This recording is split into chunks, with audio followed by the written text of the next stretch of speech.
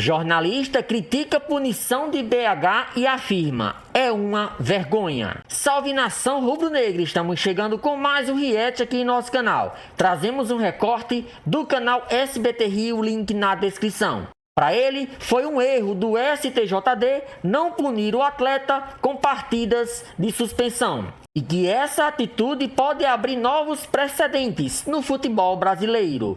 Vene Casagrande trouxe as novidades do Flamengo que enfrenta o Sport neste sábado. Time bastante modificado. Essas e outras notícias do nosso Mengão iremos acompanhar agora. Cara, assim, eu acho que o recado que se passa quando o Bruno Henrique, que combinou com o irmão para que o irmão ganhasse dinheiro, entre outros membros da família, e isso tudo está comprovado.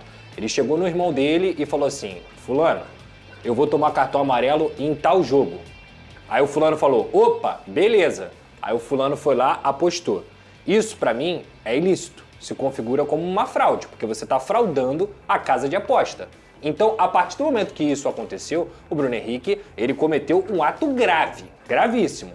O recado que o STJD passa ao absolver o Bruno Henrique para os outros próximos casos, principalmente, é o seguinte: ó, pode combinar, tá? Contanto que você não ganhe dinheiro, contanto que seja com alguém da sua família, não tem problema. Pode combinar que no máximo você vai tomar uma multa de 100 mil. Até porque se outro atleta fizer o que o Bruno Henrique fez, o próximo advogado de defesa desse atleta, ele vai fazer o seguinte: existe uma coisa chamada precedente no contexto jurídico. Ele vai falar: ué, tá vendo esse caso aqui? O Bruno Henrique fez a mesma coisa e vocês puniram ele com 100 mil reais. E o atleta tem que tomar a mesma punição, porque ele combinou com um parente dele que ele ia fazer algo de errado. Fez, ganhou dinheiro e a multa de vocês é de 100 mil. O Bruno Henrique não teve nenhuma punição esportiva, nem a questão da grana vai mexer na vida dele, porque ele é um cara que ganha mais de R$1 milhão por mês. E aí você olha, não tem medida socioeducativa, não tem punição severa, não tem punição nem branda. Gente, 100 mil reais para um jogador de futebol, para quem não sabe, não é nada, é como se fosse 100 reais pra gente. A verdade é essa. E quem paga é o Flamengo. Essa que é a grande verdade. E quem paga ainda é o clube. Então assim, cara, o recado que se passou é um recado vergonhoso. Vergonhoso. Isso não tem a ver porque eu sou Vasco, isso não tem a ver porque é o Bruno Henrique do Flamengo, isso não tem a ver com nada. Isso tem a ver com uma decisão da justiça que, na minha humilde opinião, é uma constatação vergonhosa. Abriu-se um precedente vergonhoso no STJD e o que a gente viu ontem é um dos absurdos, mais um, que acontece na justiça brasileira. Você também vai opinar neste programa através do nosso Twitter, #SBT Esportinho. Você pode mandar sua mensagem para aparecer aqui na televisão e também votar na nossa enquete. Segue a gente lá no @SBT Rio, no X, o antigo Twitter, tá na tela. Você acha que a absolvição do Bruno Henrique foi justa? Sim ou não? Por enquanto, ganhando o não. Agora a opinião de Vene Casagrande. Boa tarde de novo, Vene. Boa tarde, Fernandinha. Antes de mais nada, eu não sou advogado, ou seja, eu não posso dizer que foi justo ou não. Eu posso dar aqui a minha opinião, o que eu acho que deveria acontecer, e a minha opinião você já sabe. Eu acho que o Bruno Henrique deveria ser punido, sim, até para passar um recado, um exemplo para os demais casos. O que aconteceu com o Bruno Henrique é um convite para o caos. Porque agora qualquer jogador vai poder combinar com qualquer pessoa e nada vai acontecer. Vai apenas ser multado em 100 mil reais. Valor esse que, se essa pessoa vier a combinar, pode ser menor até mesmo do lucro que eles vão ter com as casas de apostas, com a informação privilegiada. Então, com todo respeito, eu acho que independentemente do clube que você torce, eu acho que dizer que o fato do Bruno Henrique ter sido absolvido é ótimo, é maravilhoso, gente, isso está errado. Porque o recado que se passa é que qualquer pessoa agora vai poder passar informação privilegiada para outras pessoas, quem quer que seja, e nada vai acontecer. Exemplo, eu posso acordar, descer, combinar com o meu porteiro, ninguém vai saber, e se um dia alguém souber, eu não vou ser punido, eu não vou pagar nada, eu vou apenas pagar 100 mil reais. Sendo que essa pessoa que combinou comigo pode lucrar muito mais com essa informação privilegiada que eu tive. Então, assim, e eu não consigo entender, e na boa, não é nenhum absurdo dizer que o jogador deveria ser punido, porque 3 auditores votaram na punição.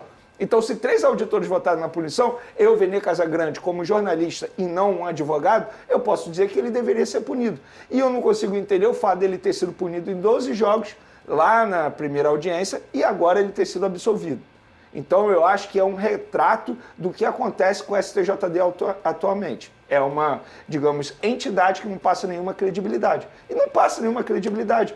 Porque, assim, não dá para entender por que o Bruno Henrique não foi punido, gente. Gente, ele merecia ser punido. Eu não estou aqui dizendo que ele participou de uma máfia e nem acho justo comparar o caso do Bruno Henrique com o caso de outros atletas, por exemplo, Aleph Manga, outros jogadores que ficaram comprovados que eles participavam de máfia, recebiam dinheiro para receber cartão amarelo, para, enfim, escanteio. No caso do Bruno Henrique é totalmente diferente. Mas isso não me faz pensar que ele deveria ter sido absolvido. Muito pelo contrário. Eu acho que ele deveria ter sido punido. Porém, eu não sou advogado e os advogados entenderam que ele não merecia a punição e acabou sendo absolvido. Falando em Flamengo, o rubro-negro se prepara para enfrentar o Sport amanhã na Ilha do Retiro, o jogo atrasado da 12ª rodada do Brasileirão. E o treinador Felipe Luiz tem 11 desfalques para esse jogo. Ih, é um time foi inteiro. Foi pra tu, 11 desfalques. Saiu de mim, foi pra você? Mas nesse caso aí a grande maioria é por convocação, menos mal. Então quer que pegue um bloquinho pra tu anotar? Vou falar, hein? Vamos Alexandro, Danilo, Carrascal, Plata, Vinha, Varela e Arrascaeta estão com as seleções. O Pedro, o Alan, o Léo Ortiz e o Jorginho estão tratando problemas médicos. Tem alguém me ligando? Provavelmente não te conhece. Não é possível, gente. Não é possível. Não é possível. Olha lá. Volta aí o TP. Aí, obrigada. Dos 4, Jorginho é quem tem mais chance de ficar à disposição, mas o martelo não tá batido. Venê? Jorginho tá fora. Tá fora? 11, então tá todo mundo fora. 11 fora. A questão é, Jorginho e Léo Ortiz terão tempo para poder se recuperar e ficar à disposição contra o Fluminense? A dúvida é essa, é contra o Fluminense. O Pedro também contra o Fluminense também está fora. E o Alan também pode voltar contra o Fluminense, embora muita gente não considere o Alan como desfalque por não jogar muito, mas é sim desfalque, tendo visto que é uma posição... Que final de semana tem um jogo, né? Exatamente. Sábado, né? Amanhã. É uma posição que o Felipe Luiz está precisando de jogadores, então é desfalque sim. Então a dúvida, Jorginho e Léo Ortiz vão jogar contra o Fluminense no dia 19?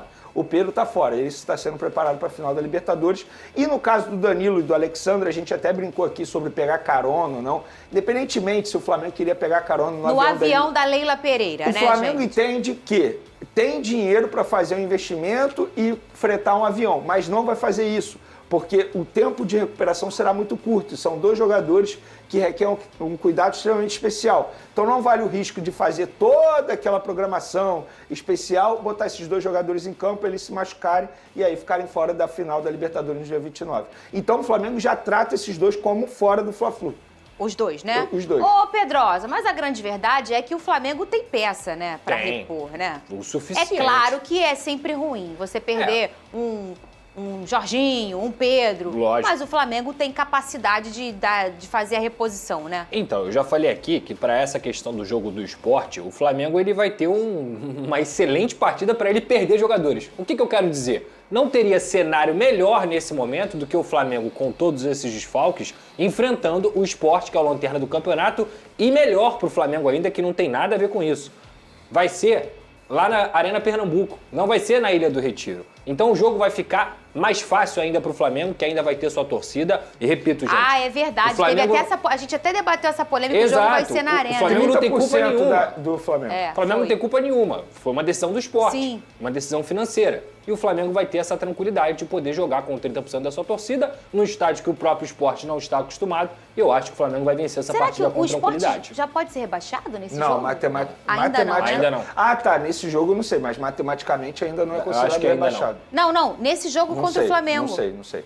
Eu acho que o Sport tem 17 pontos, Não deixa eu ver sei aqui. Enquanto o Pedrosa olha isso, você tem, ô Venê, uma possível escalação pro jogo?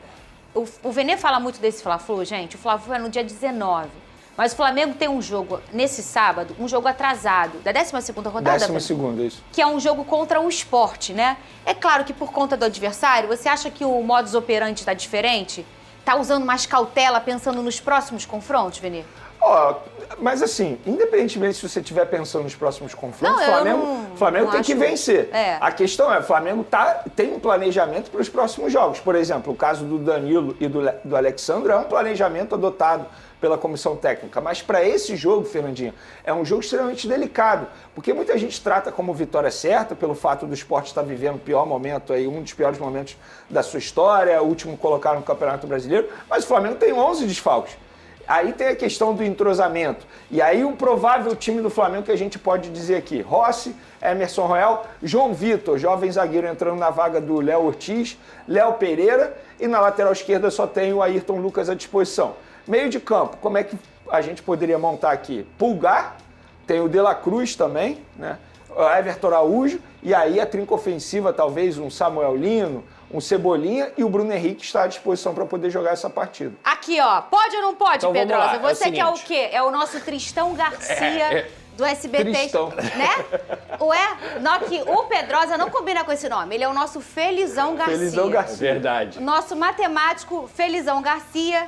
Diga aí se o Sport pode Vamos ser lá. rebaixado. Vou fazer uma conta rápida aqui, tá? O Sport, teoricamente, tem a 33ª, 4ª, 5ª, 6ª, 7ª e 8ª rodada. 6 jogos. 6 jogos, 6 vezes 3, 18. E Correto? mais o de sábado. Não, já tô contando com esse. Mas ele é atrasado. Então, 33. 33, 34, 35, 36, 37, 38. 6. Tá. 6 vezes 8, 18. E aí você... Atualização. Foi mal, Pedro. Pode falar, pode Nico de la Cruz também está fora do jogo. Nico também é O Flamengo desfalque? acabou de divulgar. Já vamos dar mais Então são informação. 12 desfalques, Já tá? vamos dar mais informação disso. Vai, Pedrosa. Então, se você somar 17 com 18, dá 35 pontos, o que significa que esse é o máximo de pontuação que o Sport pode conseguir. Quem já tem 35 pontos é o Vitória. Então, se o Sport perder para o Flamengo, provavelmente já vai estar rebaixado. Ai, viu, Venê? Então é um jogo... E até porque também pro Sport... Olha a diferença de pontos, gente. Pra quem não tá vendo, o Sport tem 17 pontos e o primeiro depois dele, que é o 19º, Fortaleza, tem 31. É fazer uma campanha de campeão É. nesse momento... Não, já ainda- foi, gente. assim, já foi. gente, Pegando o Flamengo... Cara, o Sport tem 2 vitórias no campeonato. O Isso Sport, é muito louco. teoricamente, é o adversário mais fácil para você enfrentar no Campeonato Sabe quem Brasileiro. foi assim? Botafogo em 20. É? Foi mal assim? Tinha 3, terminou, ganhou o Curitiba, A o campanha Galo, do Sport é tre- parecida com a campanha do América Mineiro, lembra? Que naquela ocasião Sim. foi um Ah, é vexame. verdade. Só que o América jogava melhor que o Sport. Mas assim, você É enfrentar verdade. o Sport pode ser complicado. Ainda mais diante de 12 desfalques. Gente, é difícil, porque assim, teoricamente você entra em campo com a obrigação de vencer, certo? Certo. Mas do outro lado, tem os jogadores Entendi. que querem mostrar serviço, querem mostrar trabalho, estão leves. Gente, eu não estou dizendo que Tudo vai... isso é verdade. Isso é verdade. Tudo isso é verdade. Pois é. Concordo. Mas tem que ganhar. Não, óbvio, pô. Não Se o tem jeito. Não, Pedrosa, se o Flamengo quiser Perdeu ganhar o o título. campeonato, É, tem que Se, vencer todos se os empatar, jogos. perdeu o título. também acho. É, porque aí depende do outro resultado também. Não, não é só isso. É uma pode- É o questão jogo mais até... fácil que o Flamengo vai ter. Não, concordo com você. Gente, olha só, eu sou o cara que mais fala aqui. Bota que o os Flamengo relacionados tem que na vencer tela, os então, jogos. por favor. Esquece. Não pode pensar em outro resultado. Mas não vai ser fácil, como muita gente está cravando, goleada. Gente, são 12 desfalques. Isso precisa ser dito. Aí como é que ficaria? Rossi, Rossi, Royal, Royal, João Vitor, Léo Pereira. Léo Pereira, Ayrton Lucas. Ayrton Lucas. Pulgar, Ah. Everton Araújo, Everton Araújo. Saul, Tá bom. Saul, Aí os relacionados. Samuel Lino. É. Ah, uma curiosidade. Fala mais do João Vitor, Samuel Vini. Lino, Luiz Araújo e Bruno Henrique. Bruno Henrique. Pô, É isso? é. Dá pra Tem que você ganhar, ganhar, tem que óbvio. ganhar, Dá tem pra que ganhar. ganhar, dá pra ganhar. A grande questão é pro segundo tempo, que aí é recheado de jovens. Por exemplo, o Bruno Xavier, que foi relacionado, esse Bruno Xavier, ele não ia ser relacionado. Ele foi hoje pra completar o treino e avisaram ele em cima da hora, ele teve que ir em casa pegar as coisas, correndo e voltar pro CT. Então, assim, só para as pessoas entenderem como é que funcionou hoje a manhã do Flamengo. Desses aí, além do Iago, que é muito bom, por exemplo, o João Vitor. Cara, o João Tem- Vitor, pra mim, é um Tem baita algum zagueiro. outro que você destacaria, assim, moleque, que é Deixa potencial? eu ver aqui, que eu tô vendo essa lista agora. Desce um pouco aí, por Tem favor, Guilherme, produção. tem Douglas. É. O Guilherme é bom jogador, inclusive. O Daniel Salles, baita lateral direito. Esse jogador, a torcida tem que ficar de olho. É isso. Tem Acho o... que só. E ainda tem Iago, o Alaciane, Guilherme. né, cara? O Michel também tá O relacionado. Michel também está relacionado. O Juninho está relacionado, que é um Verdade. jogador que eu acho que deveria receber mais oportunidade. Mas eu acho que dos jovens, respondendo a sua pergunta, o Pedro, o Douglas também é bom jogador. Qual Inclusive, posição? ele é pé trocado, exatamente como o Felipe Luiz gosta. Ele Entendi. é destro e joga na esquerda. Entendi. E o Felipe Luiz é apaixonado por ele também. Inclusive, está renovando o contrato a pedido do Felipe Luiz. Então essa é a lista de relacionados do Flamengo, recheada de jovens. Concordo com vocês, o Flamengo tem que ganhar, não pode pensar em outro resultado, mas não estou naquela de que vai ser fácil, goleada. Eu acho que vai ser um jogo difícil pro Flamengo. O lado positivo é que o Felipe Luiz conhece todos, Aham. de cabo a rabo. Porque ele treinou o 17 e o 20. Exatamente. Então ele sabe exatamente todo mundo que ele tem à disposição ali. E quem tá pronto ou não, porque às vezes vai muito mais na base, além das características de cada um, quem tá pronto para aquele momento. Ó, Vamos colocar na tela perdão, aqui? Fala, desculpa. fala. Mencionar novamente o De La Cruz, né? Quando você acha que vai, não vai. É impressionante, assim, de verdade. É um péssimo custo-benefício do Flamengo. Se o Flamengo estiver pensando em barca para 2026, o De La Cruz tem que estar nessa barca.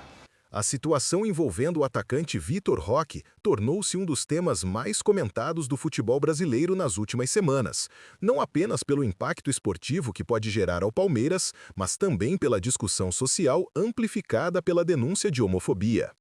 Em um momento decisivo da temporada, quando o Palmeiras luta ponto a ponto pelo comando das tabelas do Campeonato Brasileiro e da Copa Libertadores, qualquer risco de perder um atleta do porte do jovem centroavante se transforma em motivo de grande preocupação. O episódio ganhou ainda mais destaque pelo fato de que o julgamento no Superior Tribunal de Justiça Desportiva foi marcado justamente para um período em que o clube paulista precisa de força máxima. A polêmica teve início após o clássico contra o São Paulo, no começo de outubro. Embalado pela vitória e pela atmosfera sempre intensa desses confrontos regionais, Vitor Roque publicou em suas redes sociais uma imagem representando um tigre, símbolo que ele próprio utiliza como apelido, mordendo a cabeça de um veado. A postagem, aparentemente feita como uma brincadeira entre torcedores, rapidamente foi interpretada por muitas pessoas como uma insinuação homofóbica, pois o termo veado é historicamente ligado a insultos contra homens gays. Não demorou para que a publicação viralizasse de forma negativa e fosse encaminhada ao STJD, resultando em uma denúncia formal. Segundo o Código Disciplinar do Tribunal, atitudes consideradas discriminatórias podem gerar suspensões severas, variando de 5 a 10 partidas, além de multas. Para um atleta com papel estratégico no elenco, qualquer ausência nesse período pode afetar diretamente o desempenho do time. O Palmeiras, conhecendo o valor de Vitor Roque e ciente da fase decisiva que atravessa, mobilizou-se nos bastidores para tentar evitar que o caso chegasse à etapa final do julgamento. Foi nesse contexto que surgiu a proposta de transação disciplinar, um mecanismo jurídico esportivo que se tornou mais comum nos últimos anos. Ele permite que o acusado, junto com seu clube, proponha ao tribunal uma medida alternativa que substitua a punição convencional. Em muitos casos, isso inclui ações educativas, pedidos públicos de desculpa, participação em campanhas de inclusão ou apoio financeiro a projetos de combate à discriminação. A intenção do STJD ao aceitar esse tipo de acordo é reforçar a ideia de que o esporte deve educar, corrigir e prevenir comportamentos problemáticos em vez de apenas punir. A diretoria do Palmeiras entende que essa abordagem pode ser a mais adequada, não apenas para preservar seu elenco, mas também para lidar com o caso de maneira socialmente responsável. O clube argumenta que, embora a postagem tenha sido equivocada, ela não representou uma intenção deliberada de manifestar ódio ou preconceito. Ao mesmo tempo, reconhece que a imagem possuía conotações interpretáveis como discriminatórias e que o atleta deve compreender a extensão de suas ações. Essa linha de raciocínio tenta conciliar a defesa do jogador com a responsabilidade institucional diante de questões sensíveis para a sociedade. Por sua vez, Vitor Roque demonstrou tranquilidade diante da repercussão. Em entrevistas, reforçou que sua intenção jamais foi ofender qualquer grupo e classificou o episódio como uma brincadeira impulsiva após o clássico. Ele afirmou que está aberto a orientações e que entende a necessidade de refletir sobre o peso que suas postagens têm. Ressaltou também que confia no departamento jurídico do clube para conduzir o caso de forma adequada. Prevendo a possibilidade de interpretar o episódio como ofensivo, pediu desculpas a quem tenha se sentido atingido. Independentemente do julgamento, o atacante já estava fora da próxima partida do Palmeiras por um motivo completamente distinto. Foi convocado para a seleção brasileira, que tem compromisso contra Senegal.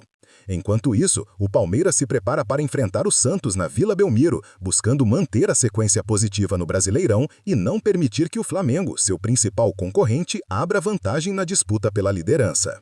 Em paralelo ao caso de Vitor Roque, outras narrativas ganharam destaque recente, especialmente uma história curiosa contada por Edilson Capetinha sobre o gol icônico de Petkovic na final do Campeonato Carioca de 2001.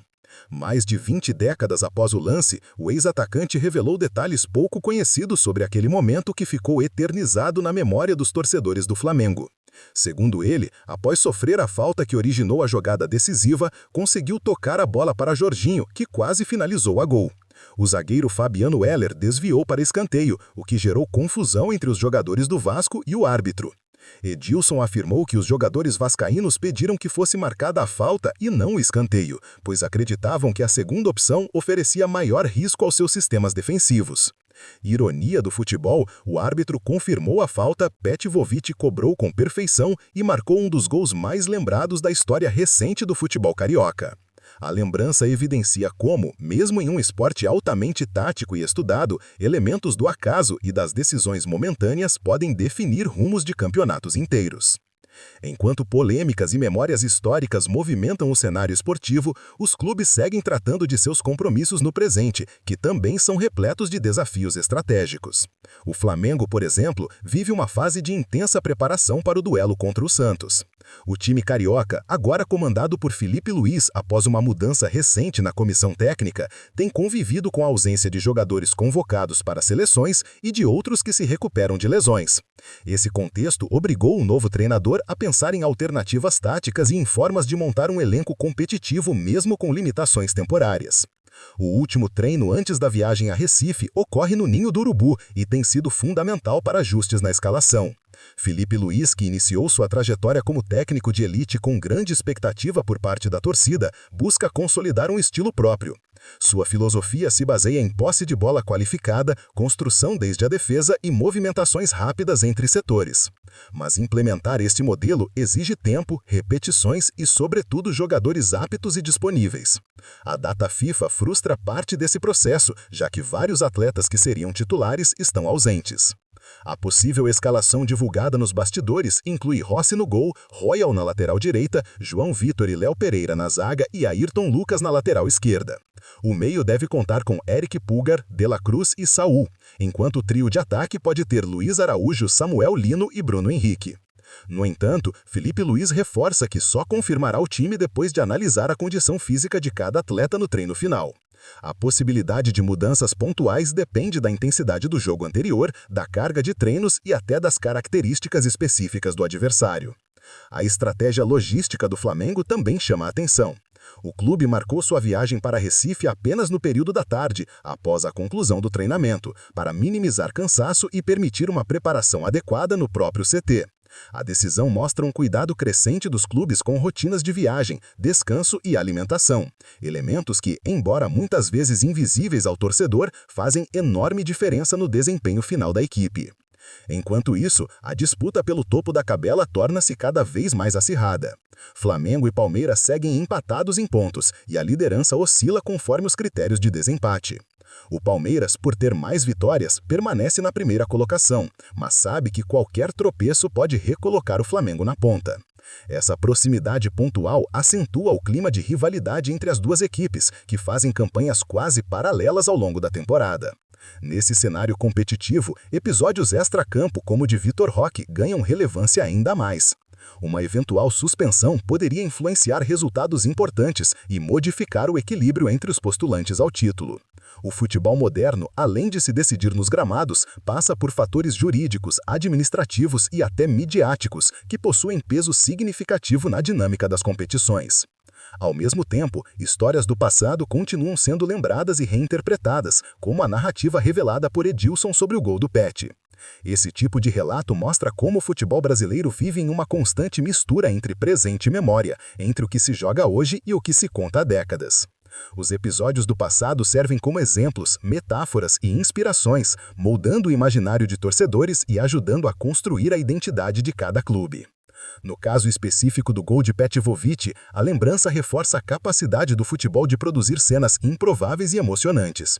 Um lance que surgiu de uma decisão arbitrária contestada, em um momento de dúvida entre falta e escanteio, acabou se tornando um dos gols mais celebrados da história rubro-negra. Essa narrativa traz a magia do esporte, em que a combinação de talento individual, circunstância e momento emocional cria lembranças capazes de atravessar gerações. Voltando ao presente, a reta final da temporada promete ser marcada por tensão, expectativa e decisões fundamentais. Palmeiras, Flamengo e outros clubes envolvidos na parte de cima da tabela convivem com a pressão constante de manter regularidade, administrar elenco, lidar com ausências e enfrentar intensas viagens pelo país. Cada gol marcado, cada substituição realizada, cada decisão judicial e cada ação disciplinar podem fazer a diferença na luta pelo título. O episódio de Vitor Roque, assim como tantos outros que passaram pelo STJD nos últimos anos, demonstra que o futebol está cada vez mais atento às questões sociais. Os clubes reconhecem que seus atletas são figuras públicas e influenciam milhões de jovens, por isso têm a responsabilidade de promover conscientização e respeito. Ao mesmo tempo, situações assim reforçam a necessidade de educação constante dentro das categorias de base, preparando jogadores não apenas para as exigências técnicas do esporte, mas também para o impacto de suas ações fora de campo. Em meio a polêmicas, viagens, treinos, decisões de bastidores e jogos decisivos, o futebol brasileiro segue seu curso, demonstrando mais uma vez que é muito mais que um esporte. É narrativa, é cultura, é disputa, é memória e, sobretudo, é emoção. As próximas semanas dirão se o Palmeiras conseguirá manter Vitor Roque à disposição, se o Flamengo continuará pressionando na ponta da tabela e como cada episódio, dentro e fora do campo, influenciará os rumos finais de uma temporada marcada por equilíbrio e imprevisibilidade.